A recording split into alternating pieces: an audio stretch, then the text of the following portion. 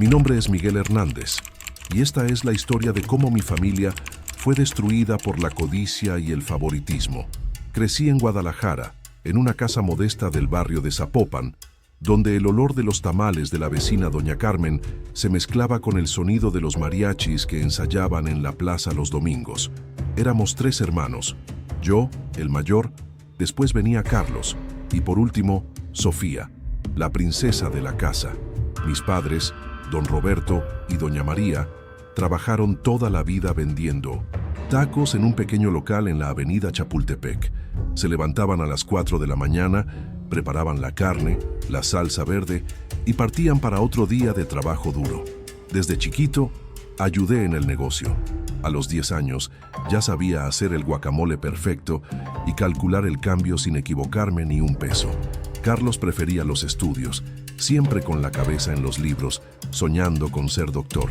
Sofía era diferente.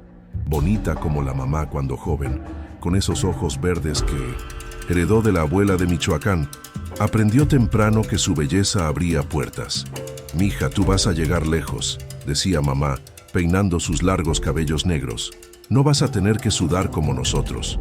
Papá estaba de acuerdo, siempre. Para ellos, Sofía era el boleto premiado de la familia. Invirtieron cada centavo extra en su ropa, sus clases de baile, sus clases de inglés. Mientras tanto, yo usaba los zapatos remendados de Carlos y Carlos usaba los míos cuando ya no me quedaban. No me malentiendan, yo amaba a mi hermana. Todos la amábamos. Era imposible no amar a Sofía con su sonrisa contagiosa y su risa que sonaba como campanas de iglesia. Pero el amor ciego de mis padres por ella sembró semillas de resentimiento que germinarían años después. Cuando cumplí 18 años, les pedí a mis padres que invirtieran en una expansión del negocio. Había hecho las cuentas, investigado proveedores, hasta dibujé el proyecto de un food truck que nos permitiría vender en diferentes puntos de la ciudad. «No tenemos dinero ahorita, mijo», dijo papá sin ni siquiera ver mis papeles. «Sofía va a hacer 15 años. La fiesta de quinceañera de Sofía costó el equivalente a 2 años de ganancia del negocio. Vestido importado de la Ciudad de México, salón en el Hotel Presidente, mariachis famosos. Yo servía a los invitados esa noche usando el mismo traje que había usado en mi graduación de la preparatoria. Carlos consiguió una beca para estudiar medicina en la UNAM. Mis padres se sintieron orgullosos, claro, pero cuando él pidió ayuda para comprar los libros caros del primer semestre, la respuesta fue siempre la misma. «Sofía necesita un carro para ir a la universidad privada». Sí, universidad privada.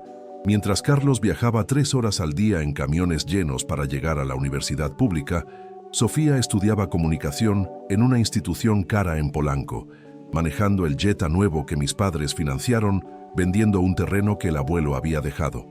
Los años pasaron. Yo seguí en el negocio de tacos, levantándome de madrugada trabajando de sol a sol. El food truck que soñé nunca salió del papel. Carlos se graduó de doctor con honores, pero tuvo que hacer guardias en 3 hospitales diferentes para pagar las deudas de los instrumentos médicos que compró solo. Sofía también se graduó, bonita, carismática, hablando inglés perfectamente. Pronto consiguió trabajo en una empresa multinacional. Conoció a Eduardo, hijo de un empresario rico de Monterrey. Se casaron en un resort en Cancún. ¿Adivinan quién pagó la fiesta? «Es el último sacrificio», prometió mamá cuando vendieron el local donde funcionaba nuestro negocio desde hacía 30 años. Sofía merece empezar su vida de casada sin preocupaciones. El último sacrificio. Como si todos los otros no hubieran sido suficientes. Eduardo y Sofía se mudaron a una mansión en Las Lomas. Ella dejó de trabajar para concentrarse en el matrimonio, decía.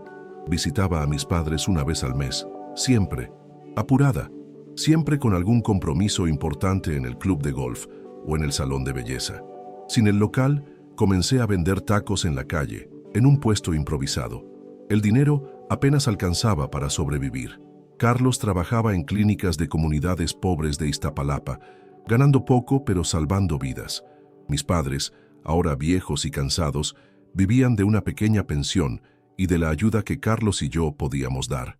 Sofía prometía ayudar. El mes que viene mando algo, decía siempre. Ese mes que viene nunca llegaba. Fue un martes lluvioso de julio que todo comenzó a desmoronarse. Papá tuvo un infarto mientras ayudaba a preparar los tacos en mi puesto. El sonido de la ambulancia cortando el tráfico caótico de la Ciudad de México todavía resuena en mis oídos. Carlos estaba en una guardia a kilómetros de distancia. Sofía no contestaba el teléfono. En el Hospital General de México, el olor de desinfectante no podía ocultar el olor de desesperación que salía de los pasillos llenos. Papá estaba en cuidados intensivos, tubos por todos lados, máquinas pitando en un ritmo que parecía marcar los segundos que nos quedaban con él. Necesita una cirugía de bypass, explicó el médico, un hombre cansado que apenas parecía tener edad para haber terminado la residencia. Pero la lista del seguro está larga. Si quieren hacerlo privado, 150,000 pesos. El número se quedó suspendido en el aire como una sentencia de muerte. Carlos llegó 2 horas después, todavía con la bata sucia de sangre de alguna emergencia.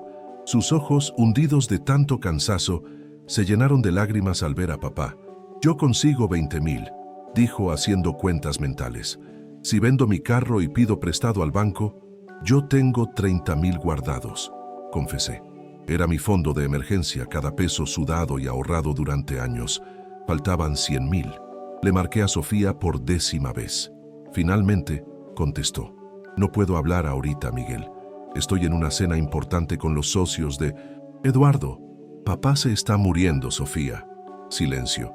Escuché el ruido de cubiertos y risas de fondo. «Voy a ver qué puedo hacer. Márcame mañana». La llamada se cortó. Mamá llegó en la mañana, después de pasar la noche rezando en la iglesia de Nuestra Señora de Guadalupe. Trajo una imagen de la Virgen y la puso al lado de la cama de papá. «¿Dónde está mi niña?», fue lo primero que preguntó. Siempre Sofía.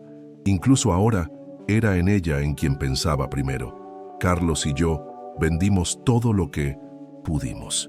Mi carro viejo, sus colecciones de libros médicos, hasta el reloj que papá me había dado cuando cumplí 21 años. Logramos juntar 60,000 pesos. Sofía apareció al tercer día, usando un vestido de marca y lentes oscuros caros. El perfume francés competía con el olor de éter del hospital. Perdón por la tardanza. Eduardo estaba de viaje de negocios en Miami. ¿Y el dinero?, pregunté directo. Ella desvió la mirada. Eduardo dice que no es buen momento. Acabamos de invertir en una casa en Playa del Carmen. Una casa de playa. Carlos explotó. Papá se está muriendo y ustedes compraron una casa de playa. No es tan fácil, Carlos. Ustedes no entienden cómo funcionan las finanzas cuando una está casada. ¿Cuánto costó la casa?, pregunté, ya sabiendo que no quería escuchar la respuesta. Eso no les importa. ¿Cuánto costó? 3 millones de pesos, murmuró. El silencio que siguió fue ensordecedor. 3 millones. 20 veces lo que necesitábamos para salvar a papá. Mamá, que había estado callada hasta entonces, levantó la mano y le dio una bofetada a Sofía. El sonido resonó por el pasillo. «Tú ya no eres mi hija». Fue la primera vez en 40 años que vi a mamá levantar la mano a cualquiera de nosotros. Sofía salió corriendo, llorando, gritando que éramos mal agradecidos, que ella no tenía la culpa de haberse casado bien, que siempre fuimos envidiosos de su éxito. Esa noche, mientras Carlos y yo nos turnábamos al lado de papá, hicimos una promesa silenciosa. Íbamos a conseguir el dinero aunque tuviéramos que robar. Fue Carlos quien tuvo la idea. «Conozco a un prestamista en Tepito. Cobra intereses altísimos, pero papá vive», completé. Don Ramón, el prestamista, era un hombre gordo que operaba en una casa de empeño de fachada. Aceptó prestarnos 100,000 pesos con una condición. Pagaríamos 200,000 en 6 meses. Si no pagábamos, «Ustedes son hermanos de esa presentadora de TV, ¿verdad?», preguntó, mostrando una foto de 1900. Sofía en una revista de chismes. Bonita mujer. Estoy seguro de que ella no va a dejar que les pase nada. El tono de la amenaza era claro. Firmamos el contrato con sangre en los ojos. La cirugía de papá fue un éxito. Cuando despertó, 3 días después, la primera palabra que dijo fue el nombre de Sofía. «Está ocupada», mintió mamá. «Pero mandó besos». Durante la recuperación, Carlos y yo trabajamos como nunca. Él tomó turnos extras, durmiendo apenas 3 horas por noche. Yo amplié mi horario en mi Tusin, el puesto de tacos vendiendo desde el desayuno hasta la madrugada. Sofía volvió a buscarnos un mes después. Llegó en un BMW nuevo, regalo de cumpleaños de Eduardo. Vine a hacer las paces, dijo. Traje regalos. Eran canastas de productos importados. Quesos franceses, vinos italianos, chocolates suizos, cosas que no podíamos vender para pagar al prestamista. Solo queremos una cosa de ti, dijo Carlos. 100,000 pesos. Podemos devolver en abonos. Yo no tengo ese dinero. Todo está a nombre de Eduardo. Entonces pídele. Ustedes no entienden. Eduardo controla todo. Tengo que pedir permiso hasta para comprar un labial. Era mentira, claro. El BMW nuevo, las joyas, la ropa de marca decían lo contrario. Entonces vende algo, sugerí. ¿Vender qué? Nada es mío. ¿Y la vida de papá? Preguntó Carlos. Esa tampoco es tuya. Salió otra vez llorando, gritando que éramos machistas, que no entendíamos la presión que sufría para mantener las apariencias en la alta sociedad. El plazo con Minometins. Don Ramón se acercaba. Faltaban apenas 2 meses y habíamos logrado juntar solo 50,000 pesos. Fue entonces que descubrimos la verdad sobre Sofía. El descubrimiento pasó por casualidad. Carlos estaba atendiendo en una clínica privada en Coyoacán cuando una paciente rica mencionó el nombre de Sofía. ¿Esa interesada de Sofía Hernández?, dijo la mujer mientras Carlos le checaba la presión. Pobre Eduardo, ni se imagina los cuernos que le ponen. Carlos mantuvo el profesionalismo, pero aguzó los oídos. La señora conoce a conoce a Sofía Hernández. Claro, toda la sociedad de Polanco la conoce. Ella y ese instructor de tenis del club, Ricardo Salazar. Todo mundo lo sabe, menos el marido. Se ven todos los martes y jueves en el Hotel Saint Regis. Cuando Carlos me contó, mi primera reacción fue incredulidad. Sofía podía ser muchas cosas, pero ¿adúltera? Necesitamos estar seguros, dijo él. Si es verdad, ella tiene mucho más que perder de lo que imaginamos. El martes siguiente, estacioné mi van de tacos frente al Hotel Saint Regis. El contraste era gritante. Yo vendiendo comida en la calle mientras mi hermana entraba por la puerta principal del hotel más caro de la ciudad. A las 2 de la tarde, apareció. Vestido rojo pegado, tacón alto, lentes oscuros. Entró sin mirar a los lados. 30 minutos después, llegó él. Ricardo Salazar, bronceado, músculos marcados, el típico galán que vive de seducir mujeres ricas. Tomé fotos con mi celular viejo. No eran de buena calidad, pero se podía identificar a los dos. Esperé 3 horas. Cuando salieron, iban de la mano. Él la besó apasionadamente antes de que cada uno subiera a su carro. ¿Y ahora?, preguntó Carlos cuando le mostré las fotos. ¿Le vamos a decir a Eduardo? No, le vamos a dar una última oportunidad de hacer lo correcto. Cité a Sofía en un café en Roma Norte, territorio neutral. Llegó tarde, como siempre, quejándose del tráfico. ¿Qué quieren ahora? Ya les dije que no tengo dinero. Puse las fotos sobre la mesa. Su bronceado desapareció al instante. Las manos empezaron a temblar. ¿Ustedes me siguieron? Hotel Saint Regis, martes y jueves, Ricardo Salazar. Ustedes no entienden. Eduardo es frío, distante. Ricardo me hace sentir viva. 100,000 pesos, Sofía, es todo lo que queremos. Me están chantajeando. Te estamos dando la oportunidad de salvar a papá y tu matrimonio al mismo tiempo. Empezó a llorar. Lágrimas que, por primera vez en años, parecían genuinas. Yo no tengo ese dinero, lo juro por Dios. Entonces consíguelo. ¿Cómo? Eduardo controla todo. Tienes joyas. Ese collar de diamantes que te regaló en tu cumpleaños vale 500,000 pesos. Entonces véndelo y danos solo 100,000. Se va a dar cuenta. Dile que te lo robaron. O mejor aún, di la verdad. Sofía se secó las lágrimas, su cara endureciéndose. Ustedes siempre me odiaron. Siempre me tuvieron envidia. No, respondí calmadamente. Nosotros siempre te amamos. Fueron papá y mamá quienes crearon este monstruo con su favoritismo. Pero ahora es hora de que escojas tu familia o tus lujos. Denme una semana. Tienes 3 días.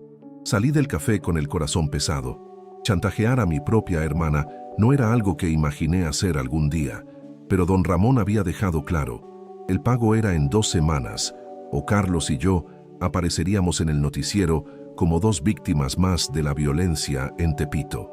Esa noche, mientras preparaba tacos para los últimos clientes, recibí una llamada de mamá.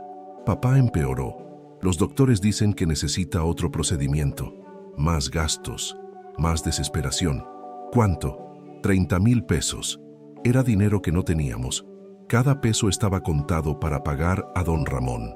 Carlos apareció en mi puesto como a la medianoche, después de una guardia de 18 horas. Tenemos un problema, dijo. Eduardo llamó a la clínica hoy. Quería confirmar si yo era realmente hermano de Sofía. ¿Ella le contó? No sé, pero parecía estar investigando algo. Al día siguiente, Sofía mandó un mensaje. Necesito más tiempo. No tenemos más tiempo, respondí. Por favor, estoy tratando de vender las joyas sin que Eduardo se dé cuenta. 3 días, Sofía. Fue lo que acordamos. Pero al tercer día no fue Sofía quien apareció, fue Eduardo. Llegó a mi puesto de tacos en un Mercedes-Benz negro, acompañado de 2 guardaespaldas. Vestía un traje italiano que probablemente costaba más de lo que yo ganaba en un año. ¿Usted es Miguel Hernández? Sí. Necesitamos hablar sobre su hermana. Mi sangre se heló. ¿Sabía? Sé que ustedes están pasando por dificultades económicas, continuó. Y sé que Sofía los ha estado ayudando como puede. Casi me río. ¿Ayudando? Vine a hacer una propuesta. Sacó un sobre del bolsillo interno del saco. Aquí hay 200,000 pesos. Son suyos si me dan algo a cambio. ¿Qué? Quiero saber todo sobre Ricardo Salazar. Horarios, lugares de encuentro, ¿desde cuándo pasa esto? Entonces sabía. O por lo menos sospechaba. No sé de qué está hablando. Eduardo sonrió. Una sonrisa fría, calculadora. Claro que sabe. Ustedes tienen fotos, ¿verdad? Sofía me contó que ustedes la están tratando de chantajear. Maldita Sofía. Había volteado toda la historia. 250,000, dijo. Y me entregan todas las pruebas que tienen. Era más de lo que necesitábamos. Alcanzaría para pagar a don Ramón y el nuevo procedimiento de papá. Necesito hablar con mi hermano. Tiene hasta mañana mismo. Lugar, misma hora. Después de que se fue, le marqué a Carlos. Es una oportunidad, dijo. Agarramos el dinero y salimos de esta. ¿Y Sofía? Sofía hizo su elección cuando le mintió al marido sobre nosotros. Pero algo no estaba bien. Eduardo era rico, poderoso. ¿Por qué necesitaría nuestras pruebas? ¿Por qué pagar tanto por algo que podría descubrir solo? La respuesta llegó esa madrugada, en una llamada desesperada de mamá. Sofía está en el hospital. Trató de matarse. Hospital Ángeles del Pedregal. El contraste con el Hospital General era absurdo. Lobby de hotel 5 estrellas, cuartos privados, doctores que no parecían zombies de tanto trabajo. Sofía estaba en el cuarto 512, sedada. Se había tomado un frasco entero de calmantes con vodka. La empleada la encontró a tiempo. ¿Por qué haría esto?, lloraba mamá, agarrada al crucifijo. Ella lo tiene todo. Eduardo estaba en el rincón del cuarto, impecable como siempre, pero había algo diferente en sus ojos. No era preocupación, era satisfacción. Déjennos solos, ordenó cuando Carlos y yo llegamos. Somos su familia, protestó Carlos, y yo soy el esposo, el que paga las cuentas. Salgan. En el pasillo encontramos a Ricardo Salazar. El instructor de tenis tenía la cara hinchada, un ojo morado, el labio cortado. ¿Qué te pasó?, pregunté. El marido de ella pasó, murmuró. Los guardaespaldas me agarraron anoche. Dijeron que si me acercaba a ella otra vez. ¿Le contaste algo? Ricardo se rió, amargamente. ¿Contar qué? ¿Que ella me pagaba para fingir que era su amante? Carlos y yo nos miramos impactados. ¿Cómo que pagaba? 5,000 pesos por encuentro. Decía que necesitaba que el marido pensara que tenía un amante. Nunca la toqué, lo juro. Era puro teatro. Las piezas del rompecabezas empezaban a acomodarse de forma siniestra. ¿Por qué haría eso? ¿Quién sabe? Rica loca. Pero el dinero estaba bueno, y yo solo tenía que aparecer en el hotel, tomarme unos tragos en el bar y salir. Ella se quedaba en el cuarto, sola. Ricardo se fue cojeando. Carlos y yo nos quedamos en el pasillo tratando de entender. Si no había ninguna affair, empecé. Entonces ella quería que lo descubriéramos, completó Carlos. Nos manipuló. ¿Pero por qué? La respuesta llegó 2 horas después cuando Sofía despertó. Eduardo había salido a una junta urgente y mamá fue a la capilla a rezar. Aprovechamos para entrar al cuarto. Sofía estaba pálida, los ojos hundidos, pero consciente. «Vinieron», susurró. «¿Por qué, Sofía?», me pregunté. «¿Por qué toda esta actuación?». Lágrimas empezaron a rodar por su cara. «Ustedes no entienden. Eduardo no es quien parece ser. ¿De qué estás hablando? Su dinero no viene de negocios legítimos. Lava dinero para el cartel de Sinaloa». El cuarto se quedó en silencio. Hasta el pip de las máquinas parecía haberse detenido. «Lo descubrí hace 6 meses», continuó. «Vi documentos, escuché conversaciones. Tiene cuentas en paraísos fiscales, empresas fantasma. ¿Y por qué no fuiste a la policía? ¿Crees que la policía mexicana va a hacer algo contra el cartel?». Además, Eduardo dejó claro, si lo dejaba, mi familia pagaría el precio. «Entonces montaste todo este teatro». Necesitaba una salida. Si él pensaba que tenía un amante, podría pedir el divorcio. No aceptaría ser cornudo. El orgullo hablaría más fuerte, y con las fotos que ustedes tomaron, tendría pruebas para negociar mi libertad. Pero él descubrió la verdad. Sí, torturó a Ricardo hasta que confesó. Ahora estoy atrapada para siempre, o muerta. La puerta se abrió. Eduardo entró con sus guardaespaldas. «Qué reunión familiar tan conmovedora», dijo con su sonrisa fría. «Pero creo que ya pasó la hora de visitas». «Nos vamos a quedar con nuestra hermana», dijo Carlos firmemente. «No, no se van a quedar». Eduardo hizo una seña y los guardaespaldas dieron un paso adelante. «De hecho, necesitamos aclarar algunas cosas. ¿De verdad creen que no sé quién es don Ramón? ¿Creen que no sé de su deuda?». Mi sangre se heló. «Pues sepan que don Ramón trabaja para mí. Yo soy el verdadero dueño de ese dinero que pidieron prestado. Era una trampa. Desde el principio, era una trampa. Ahora me deben 200,000 pesos y van a pagar trabajando para mí». «Nunca», dijo Carlos. «¿No? Entonces tal vez sus padres paguen. Sería una pena si algo le pasara a don Roberto durante la recuperación. Los hospitales pueden ser lugares peligrosos». La amenaza era clara. «¿Qué quiere?». «Carlos es doctor. Muy útil para cuidar gente que no puede ir a hospitales públicos, si me entienden. Y tú, Miguel, tienes un puesto de tacos que se mueve por toda la ciudad. Perfecto para entregas discretas». «Váyanse al infierno», gritó Sofía desde la cama. «Deja a mi familia en paz». Eduardo se acercó a ella y acarició su cara. El toque parecía cariñoso, pero el apretón en su barbilla delataba la violencia. «¿Tu familia? Perdiste ese derecho cuando decidiste traicionarme. Ahora, todos me pertenecen. ¿Y saben qué es lo más irónico de toda esta historia? Si ustedes están viendo esto ahora, es porque de alguna manera sobrevivimos para contarlo. Pero no todos tuvieron la misma suerte. Si esta historia de venganza y justicia los está moviendo, suscríbanse al canal y activen la campanita. Porque lo que viene después, bueno, no van a creer lo que una familia unida es capaz de hacer cuando está acorralada». Eduardo salió del cuarto dejando sus amenazas flotando en el aire como humo tóxico. «Necesitamos un plan», susurré. «Necesitamos un milagro», respondió Carlos. Sofía cerró los ojos. «O necesitamos volvernos peores que ellos». Era el inicio de una guerra que ninguno de nosotros escogió, pero que todos tendríamos que pelear.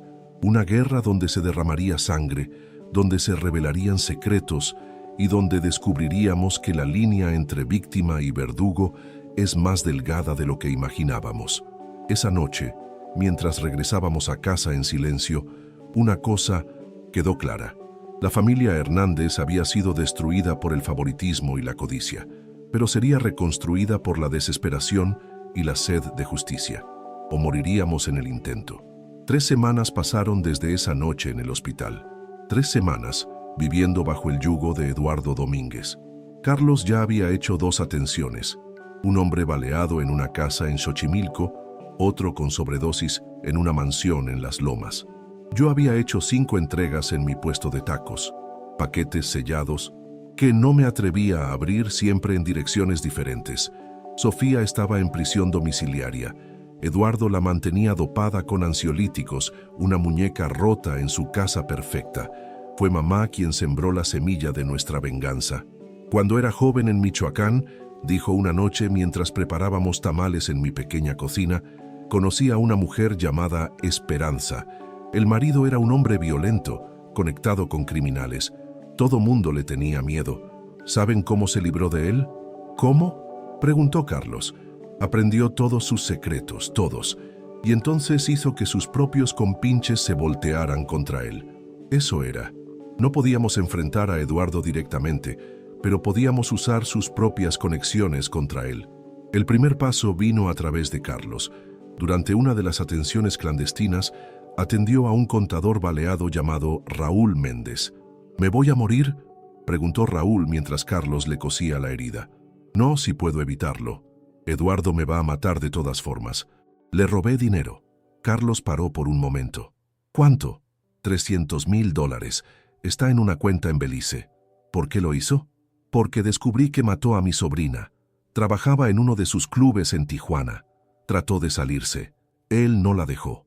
Carlos terminó la sutura en silencio, su cerebro trabajando. ¿Y si le dijera que hay una forma de vengarse y sobrevivir? Raúl era nuestro primer aliado. A cambio de protección y una nueva identidad, cortesía de un contacto de Carlos en el 1900 Instituto Nacional de Migración, nos daría acceso a los libros contables de Eduardo. El segundo paso vino a través de mí. Durante una entrega en una bodega en Iztapalapa, reconocí a uno de los hombres, Joaquín, el Flaco, Morales, un antiguo cliente de mi puesto de tacos antes de que subiera en la jerarquía del crimen. Miguel, qué sorpresa verte aquí, hermano. La vida da vueltas, Flaco. Supe que Eduardo te reclutó.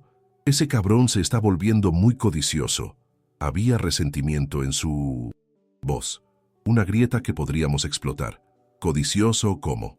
Está agarrando territorio que no es suyo. Los jefes en Culiacán no están contentos. Si sigue así, hizo el gesto universal de degollar. Una pieza más en el tablero. El tercer elemento vino de donde menos esperábamos, Sofía.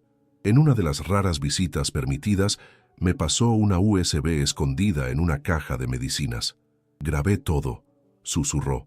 Conversaciones, videos, documentos, 2 años de pruebas. ¿Cómo lo conseguiste? Eduardo me subestima. Piensa que soy solo una muñeca tonta. Instalé cámaras y micrófonos por toda la casa. Si se entera, ya no me importa. Prefiero morir peleando que vivir arrodillada. Era la antigua Sofía regresando. No la princesa consentida, sino la mujer fuerte que siempre había estado escondida bajo las capas de privilegio. Con la información de Raúl, descubrimos la estructura financiera de Eduardo. Lavaba dinero a través de una red de restaurantes, casas de cambio y empresas de importación. Movía cerca de $5 millones al mes. Con los contactos de Flaco, entendimos las tensiones internas.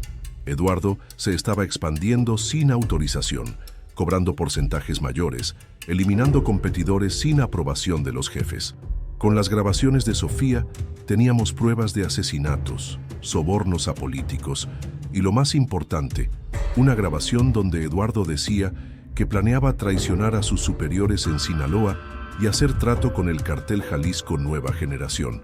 Es una sentencia de muerte, dijo Carlos cuando escuchamos el audio. Si los jefes de él escuchan esto, entonces vamos a asegurarnos de que lo escuchen, respondí. El plan era complejo y peligroso. Necesitábamos filtrar la información financiera a la DEA a través de canales anónimos, mandar las grabaciones comprometedoras a los líderes del cartel de Sinaloa, asegurar que Eduardo quedara atrapado en el fuego cruzado, proteger a nuestra familia durante el caos. Empezamos a ejecutar en la madrugada de un viernes 13, apropiado considerando lo que venía. Carlos, usando sus contactos médicos, consiguió el número de un agente de la DEA que se atendía en una clínica privada. La información financiera fue enviada anónimamente, detallando todas las operaciones de lavado de dinero. Yo, a través de Flaco, hice llegar a los oídos correctos en Culiacán que Eduardo estaba negociando con los rivales. Incluí partes del audio como prueba. Sofía, todavía en su prisión dorada, siguió grabando. Eduardo estaba nervioso, paranoico. Sabía que algo estaba mal, pero no podía identificar la fuente. «Alguien me está traicionando», gritó en una de las grabaciones. «Cuando descubra quién es, le voy a arrancar la piel pedazo por pedazo». Papá mejoró lo suficiente para que le dieran de alta. Mamá se lo llevó a quedarse con primos en Oaxaca, lejos de la línea de fuego. Fue doloroso verlos partir, sin saber si los vería otra vez. «Cuídense, mis hijos», dijo papá, abrazándome a mí y a Carlos, «y traigan a su hermana de vuelta». La tormenta se estaba formando. Eduardo aumentó la seguridad, pero ya era muy tarde. Los engranes ya estaban en movimiento. El martes siguiente, la DEA congeló varias cuentas bancarias ligadas a Eduardo. 20 millones de dólares bloqueados. El jueves, 3 de sus restaurantes fueron cerrados por la Procuraduría. El viernes, apareció el primer sicario. El sicario llegó al mediodía, disfrazado de repartidor. Sofía solo sobrevivió porque una de las empleadas gritó al ver el arma. Los guardaespaldas de Eduardo lo mataron en el jardín, su sangre manchando las rosas blancas importadas. «¡Fuiste tú!». Eduardo agarró a Sofía de los cabellos, arrastrándola por la casa. «Me estás traicionando con alguien». «Yo no hice nada», gritaba, y por primera vez en años estaba diciendo la verdad. El plan había funcionado tan bien que ni Eduardo podía rastrear el origen. Carlos y yo vimos la escena a través de las cámaras escondidas, impotentes. Ver a nuestra hermana recibir golpes nos partía el corazón, pero sabíamos que intervenir ahora sería suicidio. «Aguanta, hermanita», murmuré a la pantalla. «Solo un poquito más». Eduardo subió la paranoia a niveles extremos. Instaló detectores de metal en la entrada de la casa. Cambió a todos los guardaespaldas. Hasta mandó revisar a las empleadas. Pero las cámaras de Sofía siguieron grabando. Las había instalado dentro de contactos falsos, imposibles de detectar sin destruir toda la casa. Al tercer día después del ataque, Flacomex buscó durante una entrega. «Las cosas se están calentando, hermano. Los jefes mandaron un equipo de Culiacán. Vienen 5 de los mejores. Eduardo ya está marcado». «¿Cuándo?». 2, 3 días máximo. Si fuera tú, desaparecía de la ciudad». «No puedo. Mi hermana todavía está ahí». Flaco me miró como si estuviera loco. «¿Vas a morir por una mujer que escogió esa vida?». «Voy a morir por mi hermana que trató de salir y no pudo», suspiró. «Estás loco, Miguel, pero respeto eso. Mira, te voy a dar un tip. El domingo, Eduardo va a estar en la bodega principal en Tlalpan, junta de emergencia con los pocos aliados que le quedan. La casa va a estar con seguridad mínima». Era nuestra oportunidad. Carlos y yo pasamos los siguientes 2 días planeando. Conseguimos uniformes de una empresa de fumigación, una van vieja y, lo más importante, la ayuda de Esperanza, la empleada más antigua de la casa, a quien Sofía había ayudado años atrás cuando su hijo necesitó una cirugía. «Doña Sofía siempre fue buena conmigo», dijo Esperanza. «Es hora de devolver el favor». Domingo 3:30 p.m. Eduardo salió con 10 guardaespaldas, dejando solo 4 en la casa. Carlos y yo llegamos en la van de fumigación. «Venimos por la plaga de cucarachas», le dije al guardia del portón. «No pedimos ningún servicio». «Fue la señora quien llamó», insistí, mostrando una orden de servicio falsa. Dijo que era urgente. Esperanza apareció en la puerta. «Sí, yo llamé. Hay cucarachas en la cocina». El guardia dudó, pero nos dejó entrar. Al final solo éramos 2 fumigadores gordos y sudados. En cuanto entramos, Carlos le aplicó un sedante al guardia de la cocina. Yo neutralicé al del pasillo con un matamoscas eléctrico modificado, cortesía de un amigo electricista que me debía favores. Subimos corriendo. Sofía estaba en el cuarto, dopada como siempre. «Sofí, soy yo, Miguel, te vamos a sacar de aquí». Sus ojos se enfocaron con dificultad. ¿Miguel? «Sí, hermanita. Hora de ir a casa». Carlos le aplicó una inyección para cortar el efecto de los sedantes. Teníamos poco tiempo. Esperanza nos guió por la parte trasera mientras cargábamos a Sofía. Casi lo logramos cuando sonó la alarma. «¡Corran!», gritó Esperanza. «Yo los distraigo». Los balazos empezaron cuando llegamos a la van. Carlos manejaba mientras yo sostenía a Sofía en el asiento trasero, vidrios explotando a nuestro alrededor. ¿Para dónde?, gritó Carlos. Casa de la tía Rosa en Coyoacán. Pero no llegamos ahí. En una esquina, una SUV negra nos cerró el paso. Pensé que era el final. La puerta se abrió. Era Raúl, el contador. «Súbanse a mi carro, rápido». Abandonamos la van y saltamos a la SUV. Raúl arrancó, haciendo curvas bruscas por las calles estrechas. «¿Cómo nos encontraste?» «Estoy monitoreando las comunicaciones de Eduardo. Sé que rescataron a Sofía. También sé que en una hora este lugar se va a volver zona de guerra». «¿De qué estás hablando?» «El equipo de Culiacán llegó más temprano y la DEA se está movilizando. Eduardo está acorralado en la bodega. Llegamos a un departamento seguro en Xochimilco. Sofía finalmente estaba totalmente consciente, temblando en los brazos de mamá que había regresado de Oaxaca contra nuestras órdenes. Mis hijos, lloraba, mis 3 hijos juntos. Papá, todavía débil, nos agarraba las manos. Perdónennos, nosotros creamos este infierno con nuestro favoritismo. No es hora para eso, dijo Carlos. Necesitamos decidir qué hacer. Raúl prendió la TV. Los noticieros ya cubrían el tiroteo en la bodega de Tlalpan. Guerra entre carteles deja 15 muertos, decía el encabezado. ¿Eduardo?, preguntó Sofía. Todavía no sabemos. El teléfono de Sofía sonó. Número privado. No contestes, le advertí, pero contestó de todas formas. Lo puso en altavoz. Puta traidora. La voz de Eduardo estaba ronca, respiración pesada. ¿Creen que ganaron? Yo sé dónde están. Siempre sé. Se acabó, Eduardo, dijo Sofía con una fuerza que no había visto en años. Tus jefes saben de las... Traición. La DEA tiene tus cuentas. Estás muerto. Entonces me muero, pero me los llevo conmigo. La familia Hernández va a pagar por... La llamada se cortó con sonidos de balazos. Nos quedamos en silencio, el peso del momento aplastándonos. ¿Y ahora?, preguntó mamá. Ahora esperamos, dijo Raúl. En las próximas horas sabremos si somos libres o si necesitamos huir del país. Pero yo sabía que, independientemente del resultado, habíamos cambiado.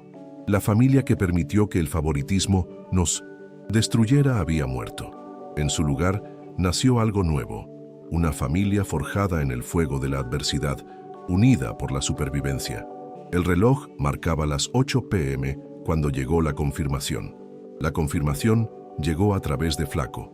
Un mensaje de texto simple. El jefe cayó, pero dio tu ubicación antes de morir. Salgan ya.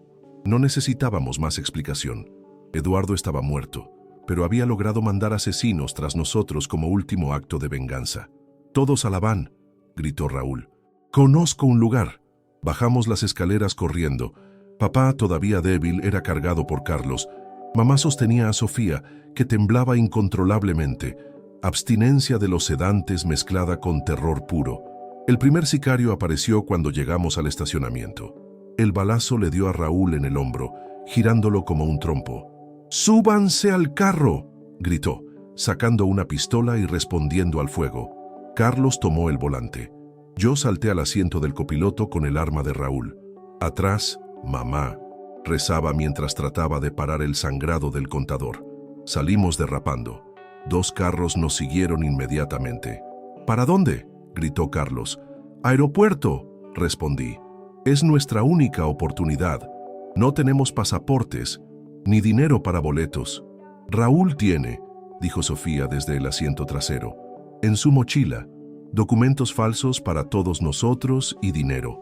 La persecución por las calles de la Ciudad de México fue una pesadilla. Carlos manejaba como loco, cortando por el periférico, mientras yo trataba de pegarle a las llantas de los perseguidores. «Por la derecha», gritó papá, que observaba por el espejo retrovisor. Una SUV trató de cerrarnos el paso. Carlos giró el volante. Nos subimos a la banqueta, peatones saltando a los lados. El choque de realidad era brutal. Nos habíamos convertido en aquello que siempre despreciamos. El primer carro perseguidor se volcó al tratar de hacer la misma maniobra. El segundo siguió, implacable. «Se acaban las balas». Avisé. «Aguanta, faltan 5 kilómetros». Fue cuando vi la moto. Dos hombres, el de atrás levantando una metralleta. ¡Todos abajo! La ráfaga destruyó el vidrio trasero. Mamá gritó, sangre en su brazo. ¡Mamá! Estoy bien. Sigan. Carlos hizo una curva brusca entrando al viaducto Miguel Alemán.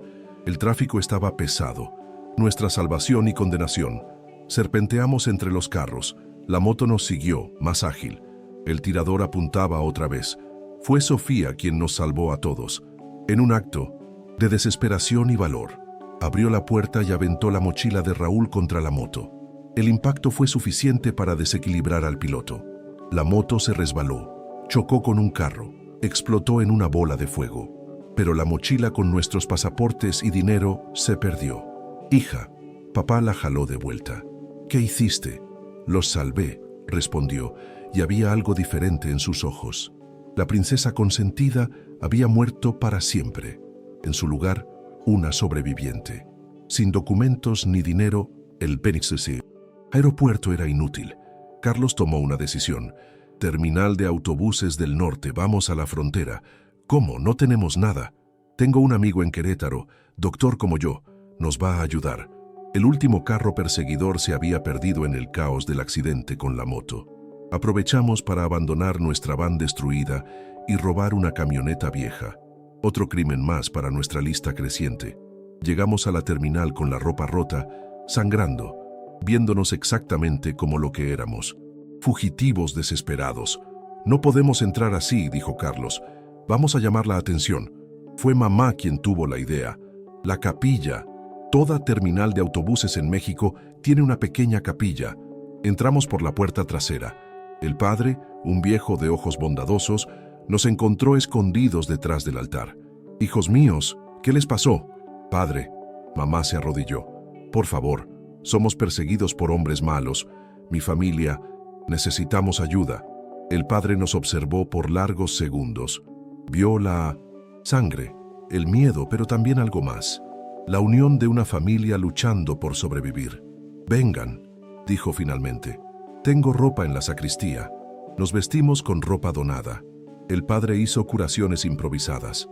Hasta nos dio 200 pesos. «Para el pasaje», dijo. «¿Cómo podemos agradecer?», preguntó papá.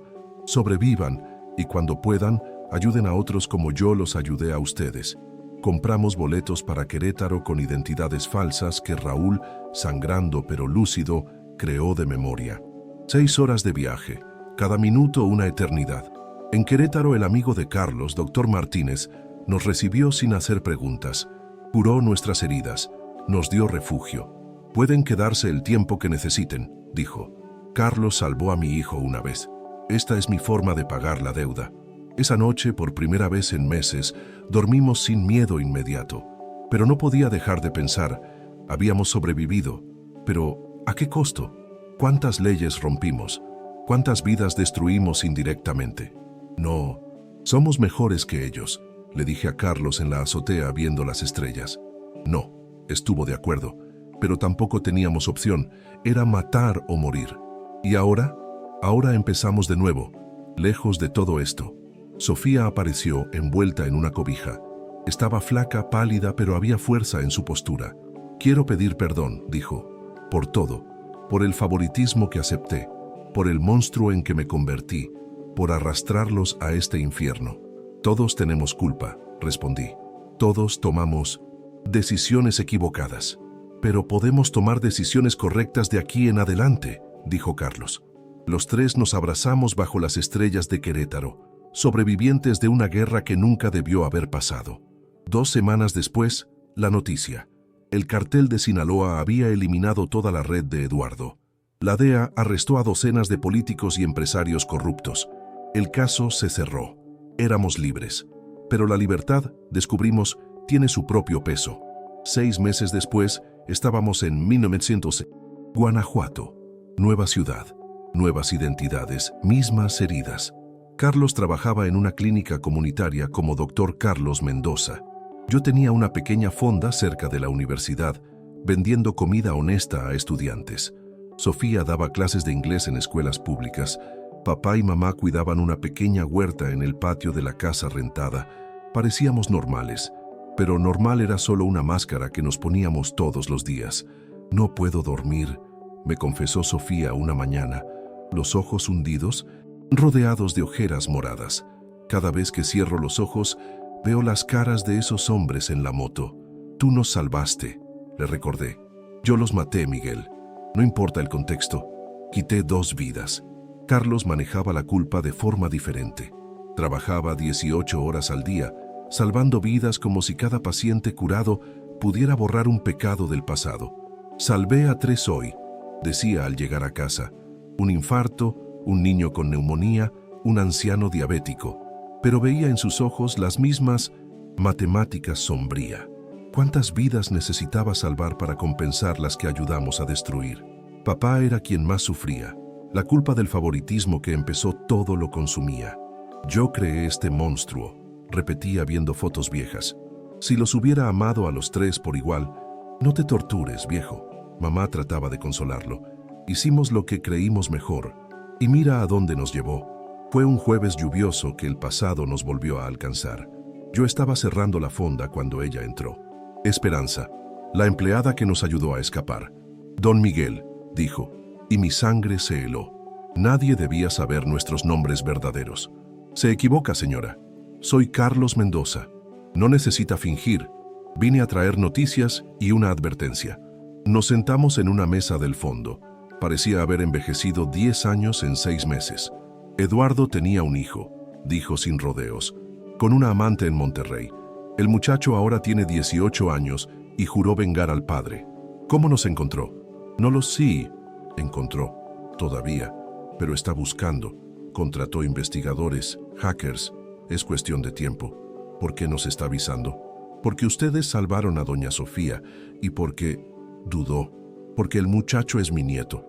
El silencio fue ensordecedor. Eduardo tuvo un affair con mi hija hace 20 años. Ella murió en el parto.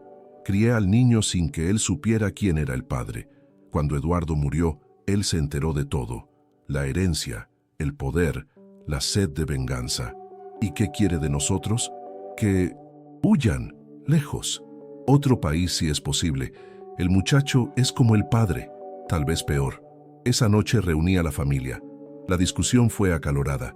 Ya no puedo huir más, dijo Sofía. Prefiero enfrentar lo que venga. No seas tonta, le contestó Carlos. ¿Sobrevivimos a todo para morir ahora? ¿Sobrevivimos? Se rió amargamente. Mírate a nosotros, fantasmas asustados de nuestras propias sombras. Papá golpeó la mesa. Basta, esta familia ya sangró demasiado. Si necesitamos irnos, nos vamos. ¿Para dónde?, preguntó mamá. Somos mexicanos, este es nuestro país. Guatemala, sugirió Carlos. Tengo contactos ahí. Estados Unidos, dijo Sofía. Podemos pedir asilo. ¿Con qué historia?, cuestioné. Que ayudamos a tumbar a un narco y ahora nos persiguen. Nos van a deportar o encarcelar. La discusión siguió hasta la madrugada. Al final, tomamos una decisión que sorprendería a todos. Nos quedamos, declaró papá, pero nos preparamos. Los meses siguientes fueron de preparación silenciosa. Carlos aprendió a disparar. Sofía estudió defensa personal. Yo hice contactos con el submundo local. Siempre es bueno conocer las sombras de la ciudad donde vives. Convertimos nuestra casa en una pequeña fortaleza. Cámaras, alarmas, rutas de escape. ¿Paranoia? Tal vez. ¿Necesidad? Definitivamente. Fue Sofía quien trajo la solución inesperada. A través de sus alumnos, conoció a un abogado especialista en protección a testigos. ¿Ustedes tienen información sobre la red de Eduardo?, preguntó el abogado licenciado Ruiz. Tenemos grabaciones, documentos, cuentas, confirmó Sofía. Eso puede interesar a la Procuraduría. A cambio de protección oficial. Era cambiar un tipo de prisión por otro, pero por lo menos estaríamos vivos. El proceso fue largo, burocrático. Declaraciones, verificaciones, más declaraciones. Carlos tuvo que explicar las atenciones clandestinas. Yo, las entregas. Sofía reveló todo sobre la vida con Eduardo. Ustedes entienden que también cometieron crímenes, dijo el procurador. Bajo coacción, argumentó nuestro abogado. Aún así, al final llegamos a un acuerdo. Inmunidad a cambio de cooperación total y protección oficial contra cualquier represalia. Pero yo sabía la verdad. El papel no para balas.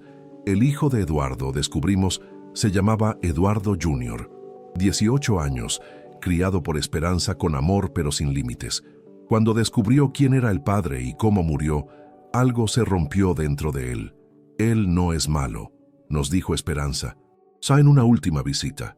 Solo está perdido en la rabia. La rabia mata tanto como la maldad, respondí. Se fue llorando, nunca la volvimos a ver. La nueva vida bajo protección era extraña. Nuevos nombres otra vez, casa vigilada, escoltas discretas. Pero por lo menos podíamos dormir sin sobresaltos. Hasta la noche que sonó el teléfono. Sé dónde están. La voz en el teléfono era joven, fría. La protección oficial no significa nada para mí. Eduardo Jr.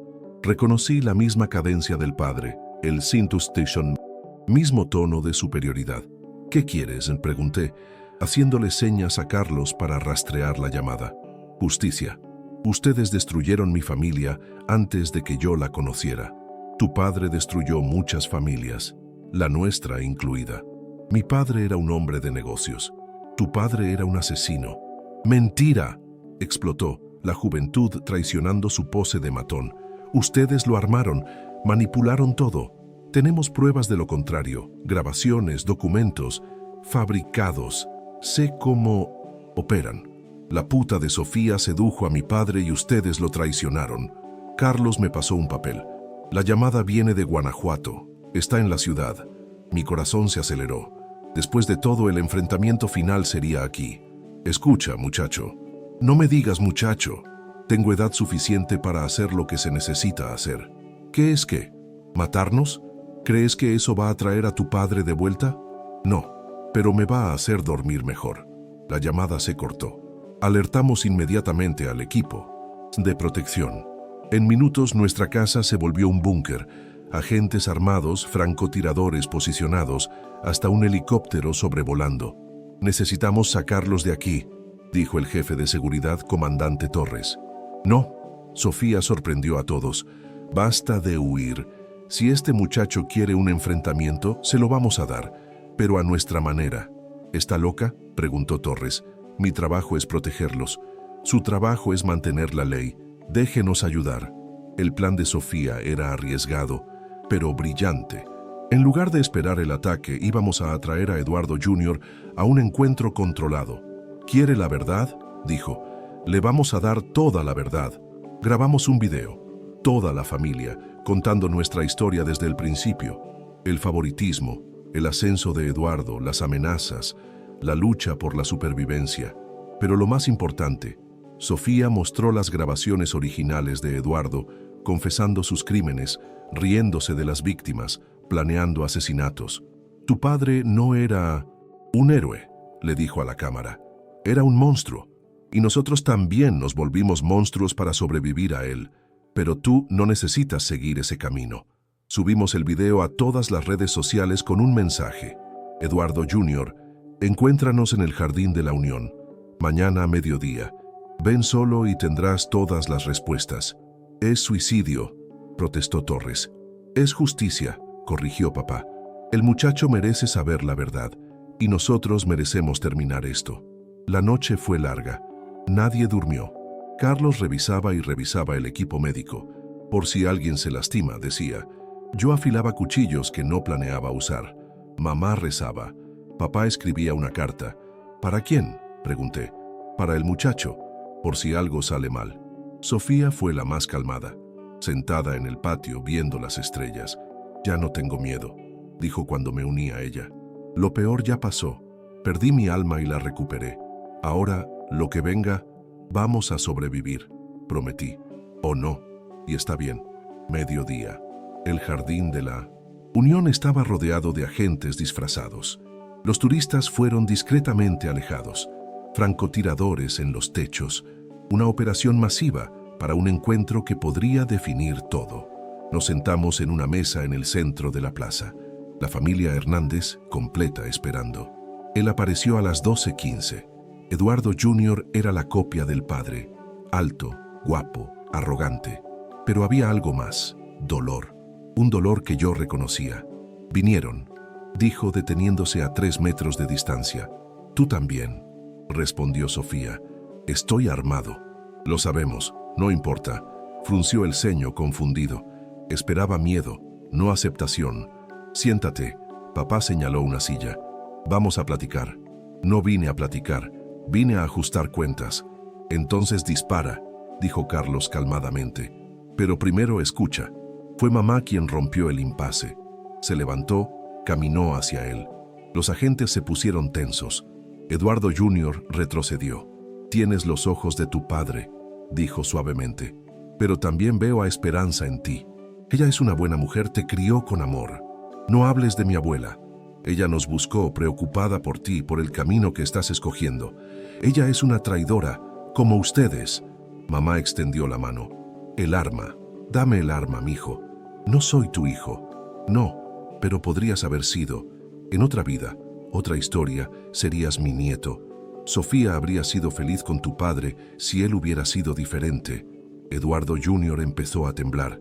El arma en su mano se movía. ¿Él la amaba? A su manera. Sí, Sofía también se levantó.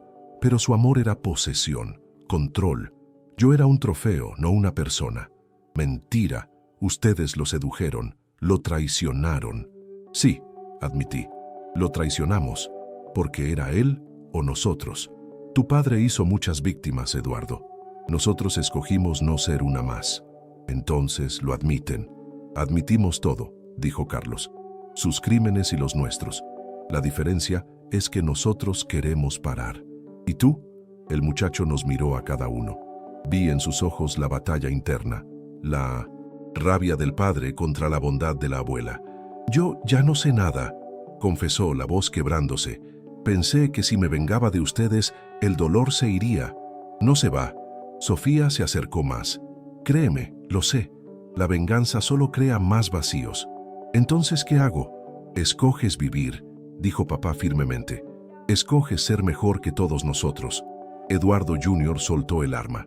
El metal golpeó el suelo de piedra con un sonido definitivo. Después, lloró.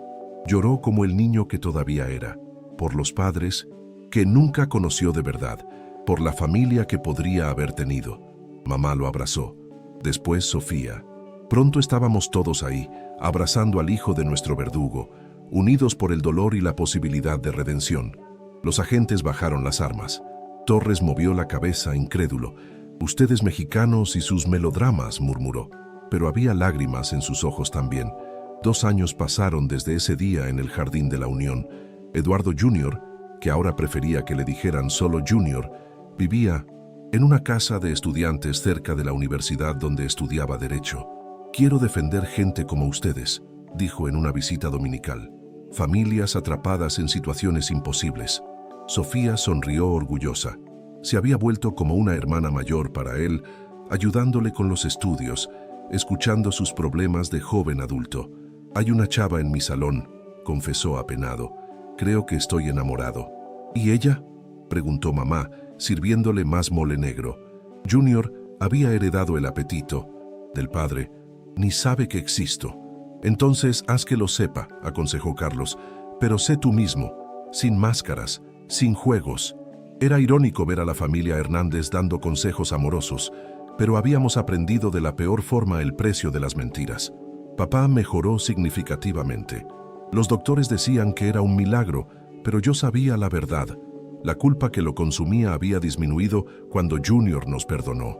Ahora pasaba las tardes enseñándole al muchacho a jugar dominó, contándole historias de los viejos tiempos antes de que todo se desmoronara. ¿Sabes cuál fue mi mayor error?, dijo papá una tarde, viendo el atardecer. No fue consentir a Sofía. Fue no darme cuenta de que el amor no es un recurso finito. Mientras más das, más tienes. Mamá siguió siendo el pilar de la familia.